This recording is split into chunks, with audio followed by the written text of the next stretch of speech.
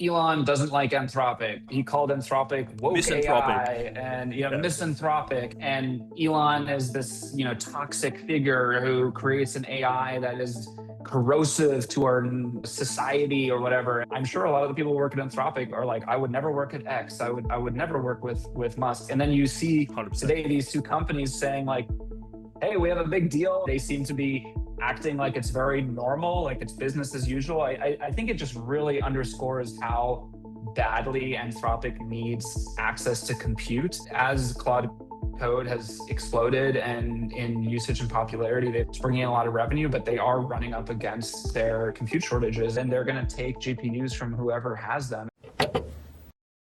Welcome back to MTS Live. I have Gerrit De Vynck. Very pleased to have Gerrit De Vynck here with me. He is the AI reporter with the Washington Post. You're based in San Francisco. I can see you mentioned from the diagrams around you. You're at Claude DevCon, aren't you? Yes, I don't work for Anthropic, to be very clear, but I am somehow wearing orange today. We could talk to you about many different things, but you have been covering for Washington Post. You've been leading the coverage of the Musk v. Altman trial, and I just wanted to, I'm kind of like following this. I'm based in Melbourne. I'm on the other side of the world, and I'm just trying to catch up and kind of work out what's going on. But I thought maybe for our audience, step back and kind of give us, if you'd like, how did we get here? What's the substance of the case, and how's it been going so far?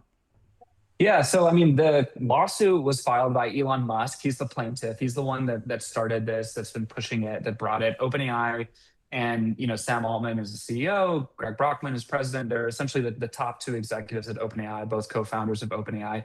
They are the named defendants in the case, but it's really the company, and the company is paying for the lawyers, and they're sort of speaking as a unit. So it's Elon Musk versus OpenAI versus or Sam Altman. And this, depending on how far back you want to go, this started, I would say, all the way back in when the company was founded over 10 years ago by, Elon Musk, Sam Altman, a few other people, including Greg Brockman. This was at a time, obviously, we had a different AI wave. Neural nets were kind of taking off. It was a big moment in machine learning. And Elon Musk, Sam Altman, they were having conversations about how, they don't want to live in a world where AGI is controlled by Google. And, Google as a company, as a corporate profit-seeking entity, gets to be the one that controls the machine god. And so they decided to go and start this nonprofit. And they explicitly wanted to be a nonprofit. It was called OpenAI because they wanted to sort of share the research with the broader world. And very early on, according to a bunch of emails that have subsequently been released because of this court case, the idea of having this nonprofit that was going to be totally open kind of got a little bit complicated. And essentially they realized that they needed to bring in money. There was conflict about who would control it, who would be investing. At this point, Elon Musk had put in a lot of his own money. He was the main funder, but it was purely a donation. Eventually, only after a couple of years of being founded, 2017, 2018, Elon Musk decided to, he didn't want to fund it anymore. OpenAI kind of continued. Elon Musk says, like, wait a second, this was a nonprofit that I gave money to, and now it's this giant company, whose founders are, employees are worth millions of dollars, in some cases, billions of dollars. And, he's alleging that, Greg Brockman and Sam Altman, they sort of broke the agreement at the beginning of OpenAI to sort of make a nonprofit for the good of humanity. And he's brought this lawsuit, and he's, burning it down. He's saying, like, I need OpenAI to be turned back fully into a nonprofit, all of the equity to go back to the nonprofit. OpenAI says, like, get out of here. Like, you had your chance. You left this company of your own accord. You made a donation. You did not give us seed funding. You did not have equity in this company. You participated in conversations about a for-profit business. You had no problem about it back then. And then you left when you couldn't have full control. And now that you're a competitor through XAI, now Right. you want to relitigate all of this. And so those are essentially the two sides and what they're fighting over right now.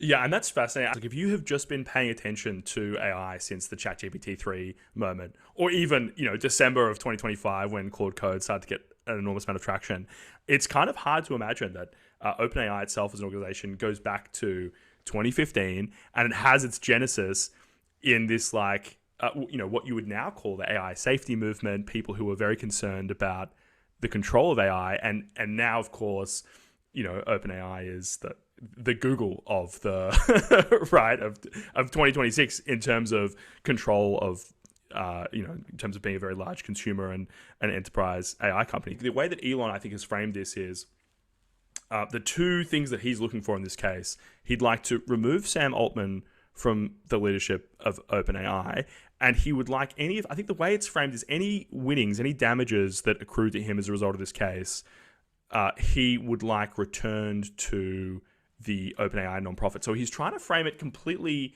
He's trying to really diffuse any sense that he might be trying to enrich himself directly off this, put aside the way that he might enrich himself as a competitor. But he's kind of diffused that and bring the focus around instead to kind of punishing Sam Altman, Greg Brockman, and redirecting the company towards the nonprofit. And so that, like, it's not a slam dunk case for Elon, whereas like I think if OpenAI had fully transitioned into a for-profit, maybe he would have a better argument. Right. But he's saying like, well, if you look at actually how things work, his metaphor was, it's the tail wagging the dog. And so it is kind of about those questions of like nonprofit law. What can you do? What can't you do? We'll continue monitoring right after this message from our sponsors. At every founder dinner in SF, everyone's talking about models and data. Nobody's talking about the real bottleneck in AI adoption.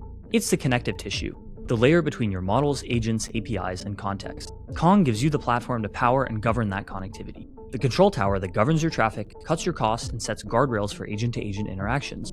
Without it, you're not monitoring the situation. The situation is monitoring you.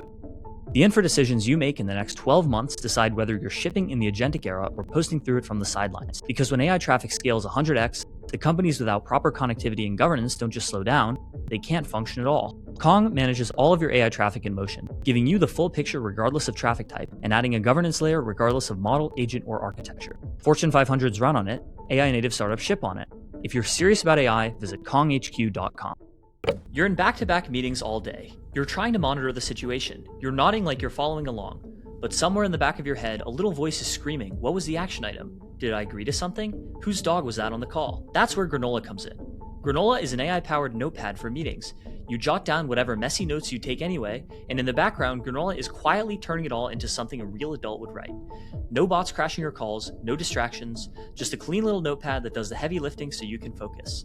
During or after the call, you can actually chat with your notes. Ask Granola to pull out action items, help you negotiate your next raise, draft a follow-up email, or coach you through a tough conversation using recipes from Matt Mochari, Lenny Rachitsky, and others.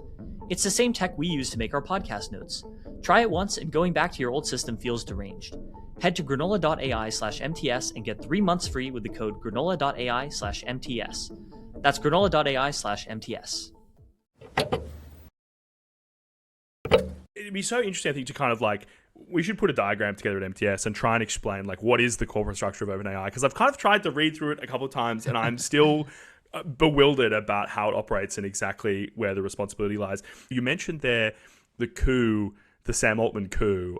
Do you want to just talk a little bit about that very quickly and where it fits in with the kind of historiography of this this case? Yeah, well, I mean, in Elon Musk's telling, like his narrative about OpenAI, that he's sort of trying to put forward, the blip or the coup, when essentially OpenAI's board fired Sam Altman, and then Sam Altman, rallied support and came back in a couple days later. And this was in 2023, right? Yeah, exactly. So this was, in Elon's telling, that was the moment when Microsoft sort of co-opted or corrupted OpenAI, and Microsoft was very instrumental in providing support to Sam. I don't know if people remember, but essentially, like, after Sam was fired, he's like, I'm going to go work at Microsoft. Me and Greg are going to work at Microsoft. And then, by the way, if you want to come join me, OpenAI employees, there will be a desk for you with Satya Nadella. And everyone signed that thing and they all said, okay, yeah, like we're going to leave. And that was really the thing that made the OpenAI board be like, oh crap, like we need to backpedal here. And then it kind of went back. So I think it's true to say that Microsoft was very instrumental in supporting Sam Altman. but OpenAI and Microsoft have also sort of like had a bit of a divorce over the last couple of years since Right. that moment. Right. They do not necessarily see the same eye to eye on the infrastructure build out. I think OpenAI, they wanted more compute than Microsoft was ready to provide. OpenAI has had to go to other compute providers. They did Project Stargate with Oracle, and just recently, actually, it was a bit coincidental. I'm not sure if they were linked, but OpenAI and Microsoft sort of like formalized their breakup, and they don't necessarily have the exact same business relationship that they used to, and so Right. um, hasn't really come up that much. But Microsoft, it has been dragged into this case by Musk, because Musk is alleging that Microsoft and OpenAI essentially conspired to become this terrible for-profit company. And every time Microsoft's lawyers come up, they're like, "We don't really want to be here. We have no part in this." So it's been kind of funny. To the next kind of question I had for you, which is, there's a legal substance of this case. Elon is maybe hopeful of achieving certain kind of legal goals through the case, but it also seems to me that the bigger story here is actually about what the case has exposed about the private communications and Greg Brockman's diary of the figures involved in OpenAI and Musk himself, and that itself might be kind of part of a bigger communications war between Musk and Sam Altman and OpenAI generally. I mean, what do you think? Can you kind of give us some color? What are the documents that have come out of the discovery for this case? How are they being interpreted? Who do you think is the kind of winners and losers in a very general sense from the stuff that's coming out here? And because Elon filed this case over 2 years ago, there's been a long process of discovery. Many of these documents have already been in the public record. The information that we now know about the founding of OpenAI, early conflicts, that all has already come out because of discovery that's been done in this case. But there has been new stuff every single day. Lawyers will bring new information, and yeah, I mean, a lot of it is, Greg Brockman. He kept a diary, sort of personal notes. He said pretty much, his entire professional life, and that has worked its way into with the case in a big way. And so, maybe the takeaway there is to be careful what you write down. But yeah, I mean, he's become like one of the key people in this situation, because he took a lot of notes contemporaneously when all of this was happening. And so both sides have used his notes to sort of frame their own narrative. He essentially has meetings with Elon when they're debating who's going to control OpenAI, and he, after the meeting, will write down, how he feels about it. And there's a few really important parts where, one of them that has come up a lot is when he says, like, it would be wrong to steal the nonprofit from Elon. And that passage has been, framed by the different sides in different ways. Elon says, look, here's proof that he was going to do this. And then OpenAI says, like, well, no, like, this is him saying he's not going to do this. But once Elon left, it would be wrong to do that. Problem. Yeah, like there was no problem with forming a for-profit. And so, a lot of information from Greg Brockman. There's also been a lot of texts that have come up. There was like, back in the day, OpenAI had this breakthrough where they were able to train a model to play the video game Dota. And this was kind of one of their big moments to sort of show that their technology was advancing quickly and faster even than DeepMind at the time on that specific use case. So they had a big party, and Elon invited everyone to his haunted mansion, he called it, that he had just bought 15 minutes, south of San Francisco. And so it's like, you can just imagine all these guys like hanging out at this allegedly haunted house. And, I really want to try to find it. And then there was another party that Greg Brockman talked about where Elon Musk was there with Amber Heard, who was his, partner at the time, and Siobhan Zillis, who is now, we know, the mother of four of his children, who was also at the party. And so there's a lot of these evocative scenes that are coming out. Another one that I thought was fairly notable from yesterday was Greg Brockman said him and Ilya Sutskever, another important OpenAI, like a very, leading AI researcher, very influential in the field, who was at OpenAI for a long time. They were kind of the ones building up the company, and they had a meeting with Elon where they essentially told him, like, hey, like, we don't want you to have full control.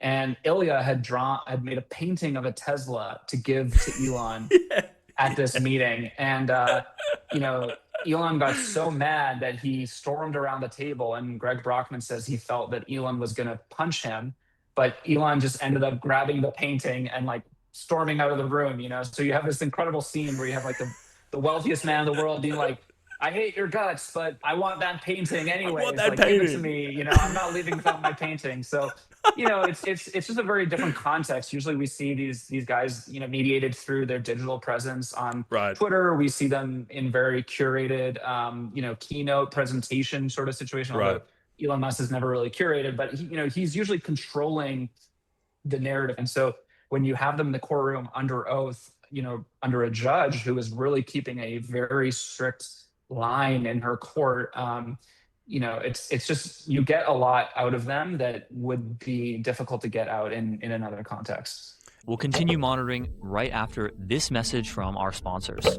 At MTS, we are always monitoring the situation in enterprise software. And right now, the situation is this. When AI code generation first emerged in 2022, NVIDIA master inventor and Harvard engineer Sid Pardeshi took a contrarian stance. Inference time compute and agent orchestration, not pre-training, would be the key to unlocking high-quality AI-driven software development in the enterprise.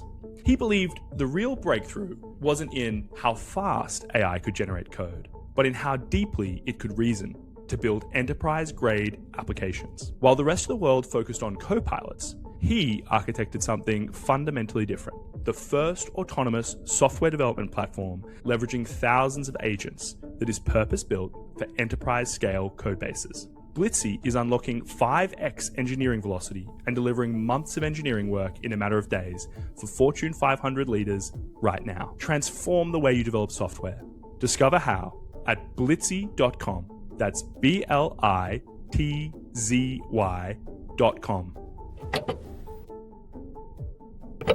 This episode is brought to you by Macroscope. The last time I went to San Francisco, I found that I couldn't go anywhere, even to the coffee shop, without hearing some founder talk about how they're shipping faster than ever. What they're not saying is that nobody on the team actually knows what got shipped, who shipped it, or whether it's about to break something in production. Macroscope is the AI code-based understanding company, and they fix that. They have 3 core products. The first one is Status, the best way to understand what's happening at your company and what all your engineers and agents are shipping. The second one is Code Review. All this extra code being shipped needs a robust defense layer. Macroscope is the highest signal code reviewer with the least noise. The third is Agent, a single layer of intelligence that synthesizes all the tools in your stack, issue management systems, code, docs, logs, and more, and answers questions, takes actions, and automates workflows for your team. Like an omniscient, always-on, uber-capable senior engineer, plus a product manager, plus a TPM, plus ops person that helps your team be 10 times more productive. Head to macroscope.com/MTS to get started. That's macroscope.com/MTS. But I think much more than the previous generation of entrepreneurs and kind of business leaders, these are people who have been extremely exposed over the course of their career online. Sam Altman was very active on Twitter when OpenAI was in its non-profit stage. He was involved in YC. Elon can't seem to stop himself from tweeting, even if his SEC status depends on it. So it is interesting, but and even still, we're getting kind of more details. I love that story about Ilya painting a Tesla. It's just like, they're all such sensitive young men. Just like, I'll do my little painting. It's really, really cute. And I also loved, I just wanted to call back there because you mentioned if you said maybe the takeaway from this is do not keep a diary if you are doing, maybe regardless of what you're doing, don't keep a diary. There's that fantastic text message exchange between Elon and Mark Zuckerberg, where Elon says, would you be interested in bidding on the assets of OpenAI in the event that this blah, blah, blah, blah. And Mark is like, let's talk about it on the phone. Mark has been through a few court cases himself, so he learned that lesson a long time ago. And we don't actually know what they spoke about on the phone. We know that Facebook or Meta did not join with Elon in trying to take over OpenAI. But Mm. yeah, we don't, because they decided to have it. If they had continued talking on text message, we would know. Gerrit, correct me if you think I'm wrong here, but 5 years ago, even 3 years ago, these felt like research labs, not like big tech companies. And that transformation has not been painless. The culture is still, I think, among both Anthropic and OpenAI, much more open to the public. They have various kind of like characters on Twitter who have much less control than you would expect from companies of this size. So very, very interesting. I mean, is there any other revelations that really stand out to you? The Siobhan thing, that's quite interesting.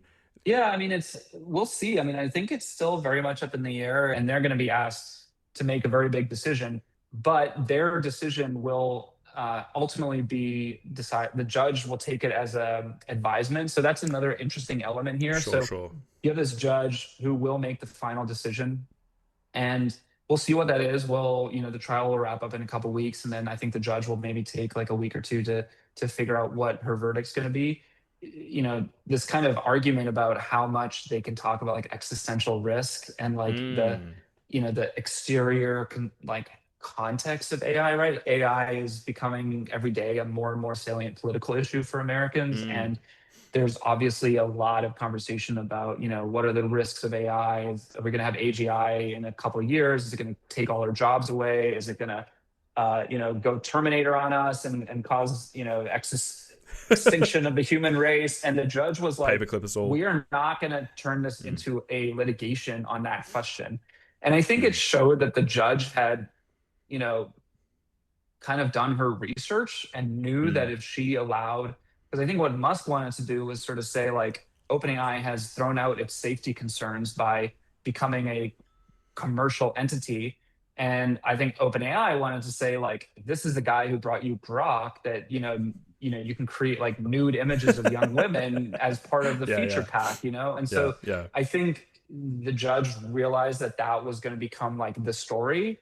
And obviously as a reporter, I'm like, I would have been writing about that stuff if it became this huge fight over this major question that the entire AI industry is dealing with. So I think that was kind of interesting and probably pretty savvy of the judge to try to shut that down. Yeah, that's a really interesting observation. I think that makes sense. And I think really what that does is contextualizes this and situates it like the case itself. And now remind me as well, this is a stupid question. It's a district court case at this stage. There's several, regardless of what the outcome is here, there's likely to be several more opportunities. Yeah, I mean, it could. I mean, it's a federal court. It's a pretty like serious court, and it's a civil case. I presume there could be an appeal. The judge could also say like, the next judge could say no, like we're not. Like I don't expect this one to go to the Supreme Court. Put it that way. That was another interesting moment where like Elon was essentially criticizing the OpenAI's lawyers, saying, "You're asking leading questions," and then the judge said, "Repeat after me. I am not a lawyer." And Elon Musk had to say, "I am not a lawyer." We'll continue monitoring right after this message from our sponsors. This episode is brought to you by Merge, the connective layer for production AI. Look, I DoorDash Chipotle probably more than I should. And the thing I've come to appreciate is that I never think about what's happening behind the scenes. I tap a few buttons and a burrito shows up. That's the bar. That's exactly the problem with building AI agents right now.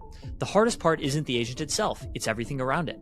Connecting to the tools your team and customers rely on, letting agents take action with the right permissions, and keeping everything reliable and cost efficient once you're in production. Merge handles all of that for you.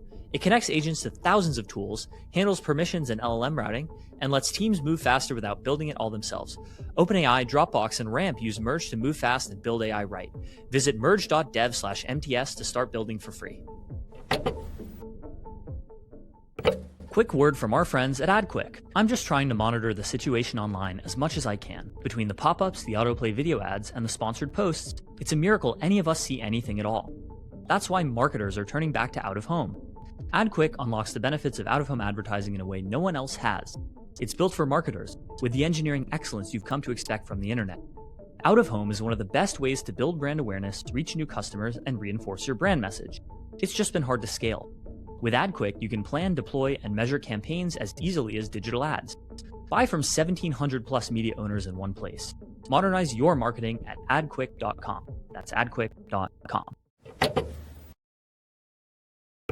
Like huge egos, huge personalities, the richest man in the world, and then one of the richest men in the world on the other side. To have a judge who's willing to go in there and be like, repeat after me, you're not a lawyer. That is a Yeah, I mean, firm she's hand. incredible. I mean, I think she's got an ego that rivals Elon Musk and Sam Altman's, you know. I mean, she's just a Beautiful. powerhouse. So definitely the right judge for dealing with these guys. There was that reporting earlier in the case that in the lead up to the case itself, Elon had boosted on X, had kind of paid to advertise that Sam Altman profile by Ronan Farrow, which tried to paint Altman as a bit of a slimy, untrustworthy character. So like there's the kind of psychological warfare on both sides, I think Yeah. is pretty strong at the moment. Last thought then, before I let you go, and of course if you have to run, that's totally fine, Gerrit. It's been an absolute pleasure having you on. But the reporting this morning that SpaceX is going to sign a deal to give the Colossus or rent the Colossus One data center to Anthropic in order for them to relieve their compute shortage at Anthropic. That seems to me to be very interesting timing. I mean, exactly. I mean, it's so interesting how I feel like things where, you know, like Elon doesn't like Anthropic, you know, that's a rule. We all agree, you know, Mm. he called Anthropic woke Misanthropic. AI and, you know, Yeah. misanthropic. And he says, you know, like, and Elon is this, you know, toxic figure who creates an AI that is, you know, like corrosive to our, you know, society or whatever. I think there's still a lot of questions about, you know, all data centers, but Elon Musk data centers in particular. They're not necessarily, you know, using renewable energy or anything like that. I think maybe most people in AI would say that's a fair trade-off because we need to build this compute in order to, you know, get to the next level and serve the product, compete against China. But a lot of people might say, like, wait, I thought Anthropic was the more, you know, ideologically driven AI company. But it just really shows how, you know, at the end of the day, when these companies need, you know, revenue or compute, they will do the deals that they need to do. And they are financial entities. And, you know, even if they may have very, you know, lofty mission statements about benefiting humanity, you can kind of, any commercial decision you can sort of justify as part of that because you're like, well, if we don't make this decision, we don't get enough compute, then OpenAI wins the race or Google wins the race. And they control the future. If you've read any of the kind of AI safety conversations that incubated what would become OpenAI and ultimately Anthropic, the kind of dynamic they are most worried about there is this kind of race dynamic where you can justify anything because you need to stay ahead. I think if I was Dario, I would be thinking probably a million times smarter thoughts than I am right now, but I would be thinking, wow, our marginal compute that we're about to sell to users is with SpaceX. I noticed there was some details missing from that deal announcement about how long the deal would go ahead. I think a lot of people have been burned by doing business relationships with Elon Musk. And but you know, I also think you know the way he's talking about it too is, you know, he's like, I hung out with the senior team. I think Anthropic is a good company. I mean, I think it also just shows how much Anthropic has changed, right? Like Right. everybody in the world wants a piece of it. Everybody in the world wants to get on board. I mean, it's funny, this building that the DevCon is happening in, OpenAI had their major dev day here in the same building in San Mm. Francisco. 3 years ago, I don't know what is time. And you know, that was the day when OpenAI, you know, that was when they were like the hottest thing. And like, oh my God, if you can just get a job at OpenAI and like they're going to control the world and this is incredible. And now that's how people are talking about Anthropic. And you know, OpenAI obviously still very successful and viable and got a lot Mm. of hype around it. But people are, you know, OpenAI feels like a little bit like, that was like last week's thing. Now we like Anthropic, you know, and so it just shows how quickly, you know, fortunes rise and fall in Silicon Valley. Gerrit, it has been so good to talk to you. That's probably a good place to leave it unless you've got anything more to share. It's been an absolute pleasure to have you on the show and great to follow your reporting. Before you leave, tell us, where can we find you? Where can we find your reporting? What is there to watch? Yeah, you can, you know, get a subscription to the Washington Post if that's something people still do. You can check us out there, and obviously you can find me on X at you know, GERRITD. Fantastic, Gerrit. Thank you so much. And yeah, really appreciate your time. MTS is an ex-native live streaming news and interview show covering technology, business, politics, and culture as it happens. Catch us every weekday live on X, YouTube, or wherever you get your podcasts.